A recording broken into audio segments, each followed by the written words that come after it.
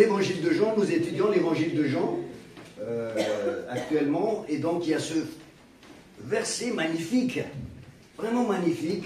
Vous savez, l'évangile de Jean, c'est riche en révélations, hein, ceux qui étudient avec nous, et je vous encourage vivement vraiment à être présents, soit en présentiel, soit en distanciel, mais vraiment, moi, j'enseigne, mais en même temps, je découvre, et je suis béni par la grâce de Dieu. Et moi, il y a des choses incroyables, et que Dieu n'arrête pas de révéler. Le but de Jean, c'est de nous donner une révélation de Jésus en tant que Fils de Dieu, et Messie, c'est écrit dans Jean 20, 30 et 31, Messie est Fils de Dieu, et en croyant en cela, nous avons la vie éternelle. Amen. Et donc, la grâce n'est pas terminée. La grâce continue à se déverser, et Jésus se révèle quand tu ouvres la Bible, et particulièrement ce livre, parce que ce livre a été écrit pour nous ouvrir l'intelligence, recevoir la grâce de Dieu. Et dans Jean chapitre 1er, verset 17, « Car la loi a été donnée par Moïse, la grâce et la vérité sont venues par Jésus. » La loi d'une part, et la grâce d'autre part. Donc, Jean, l'apôtre, met un petit peu en présence, nous met en présence des deux choses. La grâce, pour comprendre bien la grâce, parce que le but, hein, comme je vous le disais, c'est comprendre la grâce de Dieu, il faut comprendre la loi. Parce que la grâce est en face de la loi. Hein? Donc c'est important, et comme je disais tout à l'heure, que Dieu, même dans la loi, regardez bien, dans Exode chapitre 20, verset 1er ou 2, regardez bien, Dieu se révèle, c'est dans Exode chapitre 20 qu'il donne le don de la loi. C'est ce qu'on appelle le décalogue. C'est là qu'il donne les 10 commandements. Et dans ce verset-là, il dit « Je suis l'Éternel qui te délivre de l'esclavage de l'Égypte. » Il se révèle d'abord comme celui qui délivre, avant de donner la loi. Donc, vous voyez, l'intention de Dieu, c'est de délivrer et de donner la loi. Nous, quand nous lisons cela, nous commençons par la loi. Dieu commence par délivrer. Je suis l'Éternel qui te délivre de l'esclavage de l'Égypte. Et après, il dit, tu ne tueras, tu n'auras pas d'autre Dieu. Tu ne feras pas de statue. Tu ne tueras point, tu ne convoiteras point, etc. Le tu vient après. Mais le je d'abord. Le je de Dieu. Je suis. Et Jésus va reprendre ça dans Jean. Je suis celui, la lumière du monde. Je suis le pain de vie. Je suis le bon berger. Je suis la porte de brebis. Je suis la résurrection et la vie. Je suis le vrai cep. Je suis. Donc toute la démarche de Dieu, c'est d'abord je, moi. Je suis comme le chant. T'es bien inspiré, Benoît. Il commence par le je suis né pour sauver. C'est d'abord Dieu. Né pour sauver, né pour guider, né pour nous aimer. Dieu a toujours l'initiative. Voilà la grâce de Dieu. L'initiative vient de Dieu. La grâce, c'est l'initiative de Dieu. Ne pense pas que tu mérites quelque chose. Hein, tu es perdu, mais irrémédiablement perdu sans la grâce de Dieu. Et même après, quand tu commences à marcher, il te faut la grâce de Dieu. Toujours la grâce, jusqu'à la fin, au retour de Jésus, la grâce de Dieu. J'ai besoin de la grâce. Je suis ce que je suis grâce à la grâce de Dieu, dit l'apôtre Paul. 1 Corinthiens chapitre 15, verset 10. Et la grâce de Dieu pour moi n'a pas été vaine. Je n'ai pas commencé encore ma prédication. Mais comme je le disais tout à l'heure, pour comprendre la grâce, il faut bien comprendre la loi. Parce que la loi est venue par Moïse, mais la grâce et la vérité sont venues par Jésus. Donc il y a une vérité aussi là. La grâce et la vérité. Ben, comprendre la vérité, parce que le diable est un menteur. Et comprendre la vérité, il faut une révélation. Seigneur, ouvre notre intelligence pour que nous comprenions quelle est la vérité. Et comme ça, nous pourrons être au bénéfice de ta grâce pleinement. Parce que la loi va essayer toujours de rentrer dans notre vie. Même après 20 ans de marche avec le Seigneur, l'ennemi va essayer de mettre une petite dose de loi pour que tu ne sois pas au bénéfice totalement de la grâce. La loi que Dieu a donnée à Moïse, est décrite dans ce qu'on appelle le Pentateuque, les 5 livres, les 5 premiers livres de la Bible, l'Exode, Lévitique, les Nombres et le Deutéronome, qui consiste à rappeler en fait dans le Deutéronome les 4 premiers livres. La loi comporte 3 parties. Hein? Il y a 3 types de lois, en gros. Hein? Mais si vous voulez savoir plus, vous venez aux études bibliques. Moi, j'ai vraiment à cœur que votre foi soit fondée sur la parole. Vraiment important. Pour que vous soyez des chrétiens stables. Il y a tellement de chrétiens comme ça, tantôt en haut, tantôt en bas. Et on est obligé de rappeler tout le temps. C'est pas grave, c'est comme ça qu'on avance aussi dans le Seigneur. Et on va voir plus tard que la loi est un pédagogue qui nous emmène avec Christ. Et un pédagogue, c'est quelqu'un qui conduit. Et la loi nous conduit par la pédagogie de l'échec. C'est-à-dire, à force de commettre des échecs, tu vas comprendre la grâce. Si jamais quelqu'un, on lui donne 2, 3, plus 4, 5, 6 explications pour lui dire ceci, il n'arrive pas à comprendre, il dit laisse l'échec le faire comprendre. Parce que la loi, c'est une pédagogie qui nous amène vers la grâce à force d'échouer. On va voir ça tout à l'heure. Je vous donne quelques clés là. Donc, on a 3 types de lois, les 10 commandements, les sacrifices. Hein. Il y avait toute une loi sur les sacrifices dans l'Ancien Testament, qui deviennent caduques quand on rentre dans le Nouveau Testament, parce que ce sont des choses qui préfigurent en fait. Hein, le Nouveau Testament, comme le sacrifice, on vient de prendre la Sainte Seine, Jésus est l'agneau pascal. Donc toutes ces lois qui tournent autour des sacrifices de l'Ancienne Alliance sont remplacées simplement par le sacrifice de Jésus. Et après, il y a les fêtes de l'Éternel. On ne va pas rentrer dans tous ces détails. Mais les 10 commandements sont des lois spirituelles et morales qui restent vraies. Qui restent vraies même dans la Nouvelle Alliance. Les 10 commandements sont toujours valables, comme tu ne tueras point, comme tu ne convoiteras point, comme tu ne feras pas de faux témoignages, etc. Et même ces 10 commandements, qui sont des lois morales, sont incarnés dans plusieurs constitutions de plusieurs pays. C'est très rare qu'un pays dit une constitution, des lois positives, hein, disent des choses contraires aux 10 commandements. Ça commence à arriver parce que le bien devient mal. Hein, je ne vais pas rentrer dans les détails, mais suivez mon regard. Hein. Et donc, mais ces lois-là ont été mis dans le cœur de l'homme, et quand nous sommes nés de nouveau, Jésus les écrit encore dans notre conscience, dans notre intelligence, dans notre cœur. Je ferai avec eux une nouvelle alliance. Jérémie chapitre 31, qui est repris par l'Épître aux Hébreux dans Hébreux chapitre 10 et 8. Hein, et c'est repris, j'écrirai, voici la nouvelle alliance que je ferai avec vous, j'écrirai ma loi dans votre intelligence, dans votre cœur. La loi n'est plus extérieure. Il dit commandant, elle est en moi, grâce à la puissance du Saint-Esprit. Donc ces lois-là restent valables, parce que ces lois nous révèlent la nature de Dieu. Qui est Dieu? Dieu est celui qui est bon, compatissant, qui déteste le péché, qui a horreur du péché. Et donc ces lois-là, Dieu veut les inscrire dans notre cœur. Donc la loi révèle la sainteté de Dieu. Amen.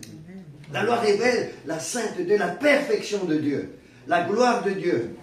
Donc dans Exode 19,5 par exemple, Dieu dit à Moïse ceci, parle à toute l'assemblée des enfants d'Israël et tu leur diras, soyez saints car je suis saint, moi l'Éternel votre Dieu. La loi révèle la sainteté de Dieu. Et la loi met aussi en évidence le plan du salut de Dieu. Et c'est pour cela que Dieu a choisi un peuple dans l'Ancienne Alliance. Ce peuple, vous le connaissez, c'est Israël. Dieu l'a mis à part comme une race élue, que Pierre reprend dans 1 Pierre chapitre 2, verset 9. Il a dit, mais maintenant vous êtes la race élue. Ça ne remplace pas Israël. Mais nous sommes intégrés dans cette grâce de Dieu. Donc Dieu, au travers de la loi, va choisir un peuple pour préparer le salut en Jésus.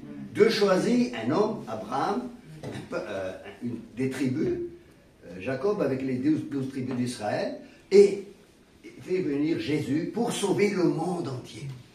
Donc Dieu a préparé le salut au travers d'un peuple. Et la loi nous révèle, quand je dis la loi, hein, c'est la loi d'une façon générale. La loi, c'est les 5 livres dont j'ai parlé tout à l'heure. Donc la loi nous révèle le plan du salut de Dieu. Hein? Donc la loi comporte tous ces éléments-là, mais la loi comporte surtout aussi, chose très importante, il nous révèle que l'homme est pécheur, que l'homme est perdu. La loi révèle le péché de l'homme. Dans Romains chapitre 7, verset 12, la loi est bonne et sainte. Elle est bonne et sainte. Le commandement est bon et saint, mais sans la loi, on ne peut pas avoir la connaissance de nos péchés. Et c'est écrit dans Romains 3, 20, « Nul ne sera justifié devant Dieu par les œuvres de la loi, puisque c'est par la loi que vient la connaissance du péché. » Donc la loi a été donnée par Dieu pour nous donner la connaissance du péché. C'est par la loi que vient la connaissance du péché. Et dans Jacques chapitre 2, verset 10, le péché, c'est la transgression de la loi. La loi qui révèle qui est Dieu, la sainteté de Dieu, révèle aussi que nous sommes pécheurs, et la loi révèle aussi nos transgressions par rapport à ce commandement que Dieu a donné. Et dans Romains chapitre 3, verset 23, un verset que vous connaissez bien, je le mets un petit peu dans tout ce cadre-là, Romains 3, 23, il n'y a plus de distinction. Que tu sois juif, grec, homme, femme, petit, grand, riche, pauvre, il n'y a plus de distinction. Tous sont péchés et sont privés de la gloire de Dieu. C'est ce qu'on appelle le péché originel que l'apôtre Paul développe dans Romains chapitre 5, verset 12. Par un seul homme, le péché est entré dans le monde. Et tous ont péché parce que tous sont hérités de cela. Nous sommes pécheurs, non pas parce que nous avons péché, mais d'abord parce que nous avons hérité de ce péché originel. Tous ont péché, tous coupables, tous perdus. Mais nous voulons tous plaire à Dieu. Nous voulons tous plaire à Dieu. Et c'est pour cela que nous essayons, et c'est de là que naît la religion.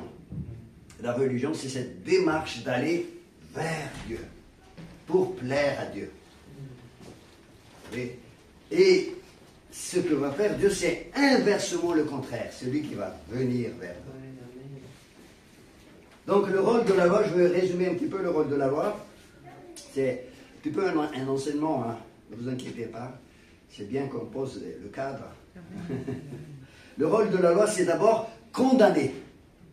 Vous allez dire, mais comment ça? La loi a un ministère qui s'appelle le ministère de la condamnation. Il faut bien comprendre. Ce n'est pas un ministère qui nous amène à avoir le salut, non, nous condamne déjà. Dans 2 Corinthiens chapitre 3, verset 9, si on peut l'afficher, lisez avec moi. Là, l'apôtre Paul, dans ce chapitre-là, il nous montre donc la différence. Il nous oppose les deux alliances, l'alliance ancienne et la nouvelle alliance. Et on arrive au verset 9, il dit « Si le ministère de la condamnation a été glorieux, à combien plus forte raison le ministère de Jésus, le ministère de la justice. Il a été fait péché afin que toi tu deviennes justice de Dieu. Amen. Le ministère de justification. Et si le ministère de la condamnation, il parle de tout l'ancienne alliance, là, la loi, vous lisez dans le contexte, je n'ai pas le temps d'aborder, mais lisez-le, vous allez voir qu'il parle de l'ancienne alliance. Et cette ancienne alliance avait un ministère de condamnation. Ne cherche pas autre chose que de condamner. Je ne dis pas que la loi est mauvaise. La loi est bonne. On l'a lu tout à l'heure dans Romains chapitre 7. La loi est bonne. Les commandements sont saints. Mais je ne pourrai jamais les satisfaire. Donc la loi, Dieu a envoyé la loi pour que nous soyons conscients que nous sommes perdus. Ministère de condamnation. Et après, la loi va plus loin. Il va te tuer carrément. Le salaire du péché, c'est la mort. La loi va nous séparer de Dieu, pas la loi en elle-même, mais au travers du péché. Parce que sur la loi, je n'ai pas pris connaissance du péché. La loi nous révèle le péché. Et donc, ce verset fameux, juste avant, au verset 7 de 2 Corinthiens 3, Or, si le ministère de la mort, et là il parle de la loi, juste au-dessus, Or, si le ministère de la mort gravé avec des lettres de pierre, c'est quoi? C'est allusion aux deux tables. Gravé avec des lettres sur des pierres a été glorieux au point que le fils d'Israël ne pouvait fixer les regards sur le visage de Moïse à cause de la gloire de son visage, bien que cette gloire fût passagère. Combien plus forte raison le ministère de l'Esprit qui nous donne cette envie de servir Dieu par l'Esprit, par la résurrection, parce que la loi va nous faire mourir pour que nous soyons ressuscités dans une vie nouvelle avec Jésus, notre épouse. Romains chapitre 7, verset 4. On peut le lire, Romains 7, 4. Qu'est-ce qui est écrit? Prenez le temps de le lire très bien, vous allez comprendre que la loi nous amène à la mort pour que nous soyons mariés à Jésus. De même, frères, vous aussi, vous êtes morts à l'égard de la loi par le corps de Christ pour appartenir à un autre, celui qui est ressuscité d'entre les morts, afin que nous portions des fruits pour Dieu. Je suis mort, je suis condamné, mort, et j'appartiens à celui qui est ressuscité dans une vie nouvelle. Ma vie est unie à Jésus. Et je suis ressuscité dans une vie nouvelle pour appartenir à Jésus. Et c'est comme cela que je porte des fruits. Les fruits ne viennent pas de mes lois. Les fruits viennent de mon appartenance à Jésus. Alors si tu n'as pas compris ça, tu n'as pas compris l'évangile. Tu es toujours dans la loi. Quand tu comprends ça, tu comprends que la puissance de résurrection en Jésus me permet d'avoir des fruits qui plaisent à Dieu. Des fruits. Donc le ministère de la loi, c'est condamner, nous faire mourir pour que nous ressuscitions dans une nouvelle avec Jésus. Amen. Et vous voyez la grâce de Dieu. C'est lui qui fait le travail au travers de moi, à condition que j'ouvre la porte. Mais après, comme je vous disais, il y a des choses qui nous vont faire priver de la grâce de Dieu. Ça, on verra plus tard cet après-midi. Sans la grâce, donc, nul ne peut être sauvé. Personne ne pourra entrer au ciel en disant « j'ai fait ceci, je fais cela, regarde, j'ai quand même donné de la nourriture aux pauvres ». C'est bien tout ça, hein? Je ne suis pas du tout en train de condamner ça. Mais sans la grâce de Dieu, même une petite once de péché, tu ne pourras pas entrer au ciel. Mais à quoi sert donc la loi? Hein, c'est la question qui suit. Galates chapitre 3, verset 19. Regardez, c'est la question que l'apôtre Paul pose. À quoi sert donc la loi? Pourquoi donc la loi? Pourquoi Dieu a donné la loi? Alors, on ne va pas lire tout le contexte parce que c'est long, mais on va lire un petit peu quand même. Elle a été donnée ensuite à cause des transgressions. Les transgressions, c'est les transgressions par rapport à la loi. Jusqu'à ce que vienne la postérité à qui la promesse avait été faite. Elle a été promulguée par des anges au moyen d'un médiateur.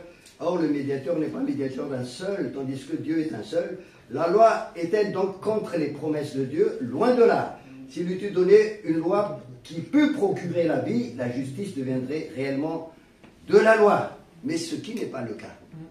Verset 22. Mais l'Écriture a tout renfermé sous le péché. L'Écriture, c'est la loi. La loi a enfermé tout le monde sur le péché. Afin que ce qui a été promis fût donné par la foi en Jésus à ceux qui croient. Amen. Vous voyez? Verset 23. Afin que la foi vienne, avant que la foi vînt, nous étions enfermés sous la garde de la loi. Tu étais gardé. Tu ne pouvais pas faire. Donc là, quand il parle de ça, il parle des Juifs. Hein. Ils étaient enfermés sous la garde de la loi en vue de la foi qui devait être révélée. Ainsi, la loi a été comme un pédagogue pour nous conduire à Christ afin que nous fussions justifiés par la foi. La foi étant venue, nous ne sommes plus sous ce pédagogue. Donc le rôle de la loi, c'est nous amener à Jésus. Nous étions enfermés. Nous ne pouvons pas sortir de là parce que la loi nous condamnait, la loi nous tuait, on était enfermés et la loi nous amène vers Jésus. La loi a un rôle de pédagogue, c'est ce que je disais tout à l'heure. Qu'est-ce qui se passe quand nous essayons d'être juste devant Dieu avec nos propres lois?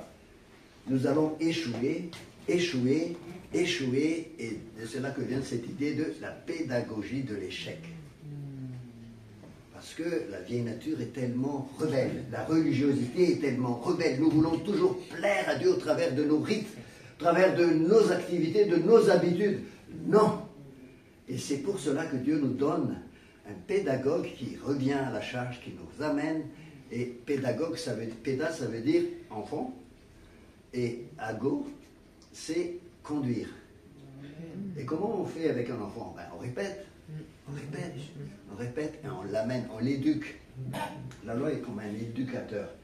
Mais nous ne pouvons pas avoir la justice de Dieu par la loi. Et regardez dans Jean chapitre 8, verset 1, vous connaissez ce passage, on va peut-être lire ce passage de Jean 8, hein, de cette femme qui a été prise en flagrant délit d'adultère. Hein. Et au verset 3, les scribes et les pharisiens amenèrent cette femme surprise en adultère et en la plaçant au milieu du peuple. Ils dirent à Jésus, « Maître, cette femme a été surprise en flagrant délit d'adultère. Moïse, dans la loi, nous a ordonné de la lapider. » Accusation. Faire mourir de telle femme. Toi donc, que dis-tu?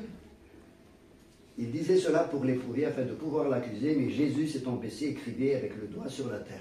Et ce passage-là, un jour je lisais ce passage et tout d'un coup, je dis mais waouh, mais c'est incroyable ce passage, Seigneur. Il y a les scribes et les pharisiens, c'est-à-dire les gens qui représentent la loi, ils prennent quelqu'un qui a été surprise, une femme surprise en flagrant délit d'adultère, l'amène vers Jésus. Pédagogie de les scribes et les pharisiens qui sont les représentants de la loi, amènent une personne coupable vers la grâce. Amen. Jésus. Amen. Et Jésus va libérer cette femme, hein, vers la fin, vous allez lire l'histoire. Moi non plus, je ne t'accuse pas. Va et ne pêche plus. Et là, tu vois la puissance de la grâce qui va venir dans cette femme, qui va lui donner la puissance de ne plus pécher. La résurrection qu'on a lu dans Romains chapitre 4, 7, verset 4 tout à l'heure. J'ai dit, waouh, mais là, tu révèles au travers de l'histoire ce que tu es en train de faire.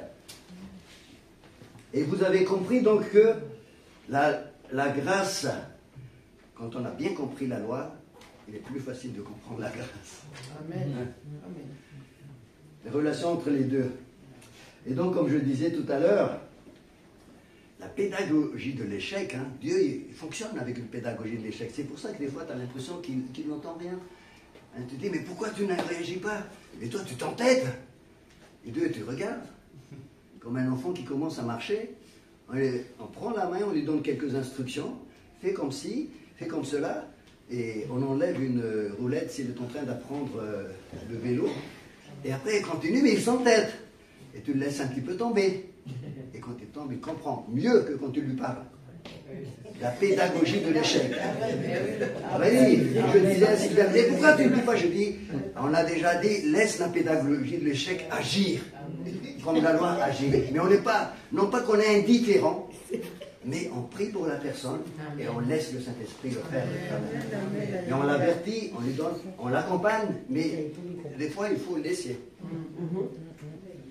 C'est vraiment important ce que je dis là. Hein, pour que le Saint-Esprit puisse se faire comprendre que ce ne soit pas une loi extérieure, comme dans l'Ancienne Alliance, où on impose sur les gens. Mais la puissance vient de l'intérieur. Quand la personne a une révélation et comprend que c'est par la puissance de résurrection. Et là, vous allez voir que cette personne-là ne retournera plus jamais dans ses erreurs. Peut-être une deuxième fois, mais après, c'est terminé. Moi, c'est comme ça. Hein. Moi, je sais les erreurs que je ne commettrai plus jamais. Je ne sais pas vous. J'en ai commis beaucoup. Hein. Et si jamais ça m'arrive, peut-être pas au même degré, mais un degré moindre, parce que j'ai déjà appris la pédagogie de l'échec. La loi est un pédagogue qui nous amène avec Christ. Donc on a besoin de la loi pour grandir dans le Seigneur. Et même si je suis dans la nouvelle alliance, si des fois je tombe ou je fais des choses qui ne sont pas conformes à la volonté de Dieu, j'ai besoin que Dieu envoie la loi pour m'éclairer. Parce que la loi révèle la sainteté de Dieu. La loi révèle la nature de Dieu. Mais la loi ne permet pas de se sortir de là. Seule la grâce. Donc je ne dis pas qu'on n'a plus besoin de la loi. On a toujours besoin de la loi. Mais toujours dans son rôle de pédagogie et de nous amener vers Jésus, au pied de Jésus, au pied de la croix, pour prendre la puissance de la croix. Alléluia. Amen. Voilà la puissance de la croix. Et on ne prêche pas la puissance de la croix comme ceux-là.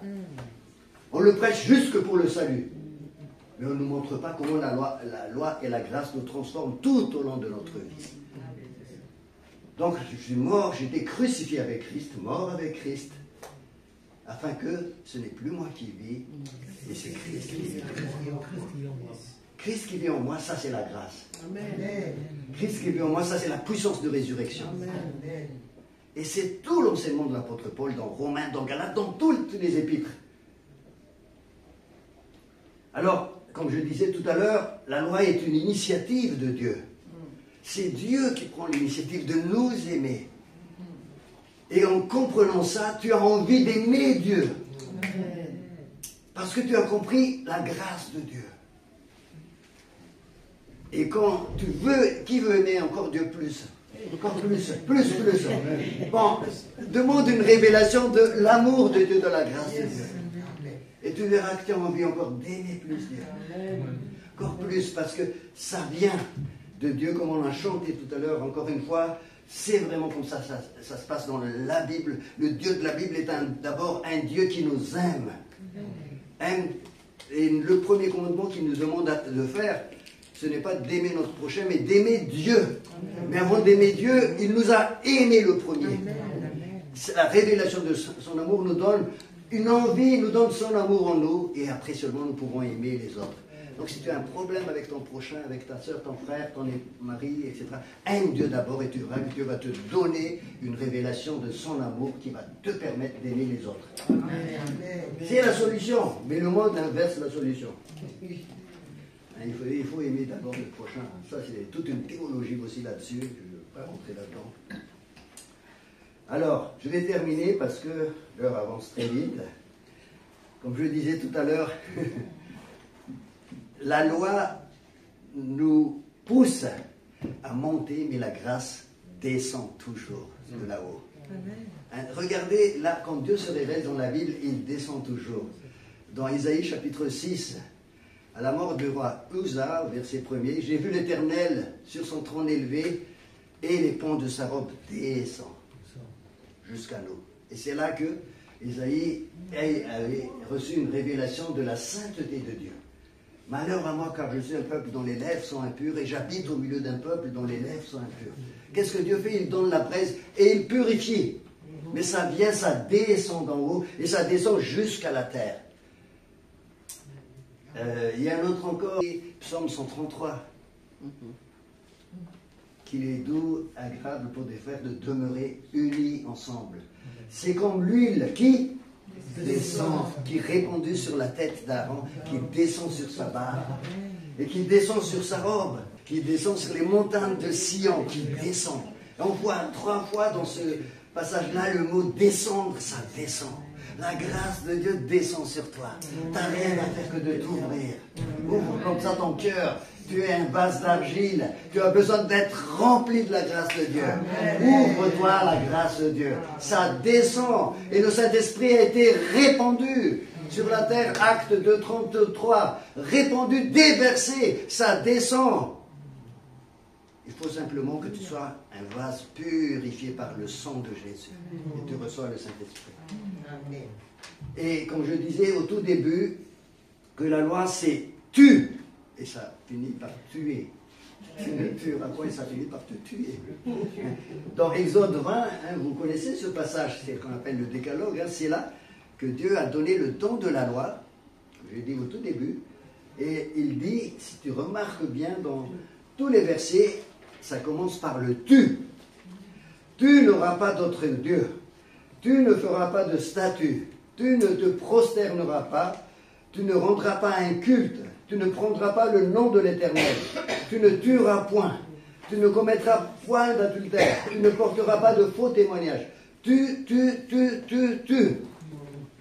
Et quand Dieu donne une nouvelle alliance, dans Jérémie chapitre 31 à 34, il commence par le je. C'est moi. C'est pas toi d'abord, mais c'est moi. Mon initiative. C'est moi qui prends l'initiative. Je conclurai une alliance nouvelle. Je mettrai ma loi au-dedans d'eux. Je mettrai ma loi sur leur intelligence. Je serai leur Dieu. Je ne me souviendrai plus de leurs péchés. Je mettrai ma crainte en dedans d'eux. Et donc le tu est remplacé par je. Et où est-ce que vous trouvez le je? Je suis. Je suis. Amen. Je suis le pain de vie. Je suis Celui qui est. celui qui est. Ça, c'est Moïse. Hein, dans mon révélation à Moïse, dans Exode chapitre 3, verset 14. Quand Moïse demanda à Dieu, mais toi qui tu es, qu'est-ce que je dois annoncer aux enfants d'Israël? Dieu lui a dit, je suis celui qui est. Et Jésus reprend ça et a dit, je suis. Je suis le pain de vie. Je suis la lumière du monde. Je suis la porte de brebis. Je suis le bon berger. Je suis la résurrection et la vie. Je suis le cep. Je suis Dieu, s'affirme. Et Dieu en toi réalise le tu. Dieu en toi réalise le tu de la loi. Le tu de la loi. Le tu ne commettra pas. Tu est réalisé par le je en toi. Amen. Le je suis de Jésus parce que tu deviens l'épouse de Jésus. Amen. Ressuscité d'entre les morts. Le je en toi, je suis, quand tu le reçois, le chemin, la vérité et la vie, réalise le tu que la loi t'a demandé. Amen. Car la loi a été donnée par Moïse, mais la grâce et la vérité sont venues par Jésus. Amen. Amen, amen. Merci Seigneur pour ces révélations. Merci, je pourrais encore aller plus loin, mais je vais terminer juste par ce passage que vous connaissez bien, dans Éphésiens chapitre 2, versets 8 à 10. C'est par grâce que vous êtes sauvés, par le moyen de la foi. Cela ne vient pas de vous, c'est un don de Dieu. Ce n'est point par les œuvres, afin que personne ne se glorifie. Nous avons été créés, verset 10, en Jésus. Nous sommes son ouvrage. Nous avons été créés en Jésus pour des bonnes œuvres que Dieu a préparées d'avance. Les œuvres liées à la loi viennent après, afin que nous les pratiquions. Les œuvres qui sont le partenaire de la loi, les œuvres et la loi vont toujours ensemble, viennent après. Après que tu aies été créé en Jésus, Dieu place des bonnes œuvres afin que tu les pratiques. Dieu n'est pas contre les œuvres, mais les œuvres produites par la résurrection de Jésus en toi, par cette nouvelle naissance. Nous avons été créés en Jésus pour des bonnes œuvres. Donc les œuvres viennent après. Il ne faut pas les mettre avant. Voilà. Alors, est-ce que tu veux que ta vie soit accompagnée tous les jours de sa grâce et du bonheur? Ça, c'est le psaume 23. Oui, le bonheur et la grâce m'accompagnera tous les jours de ma vie et je resterai dans la maison de l'Éternel pour la durée de mes jours sur cette terre. Est-ce que tu veux rester dans la grâce de Dieu? Alors comprends bien que la grâce de Dieu vient d'en haut et que tu ne pourras pas les produire, tu le reçois en allant à la croix. Parce que la croix te condamne, te tue et te ressuscite dans une vie nouvelle et te transforme de gloire en gloire pour être de plus en plus à l'image de Jésus, pour produire des fruits de cette résurrection. Amen. Levons-nous. Je invite l'équipe de louange à venir.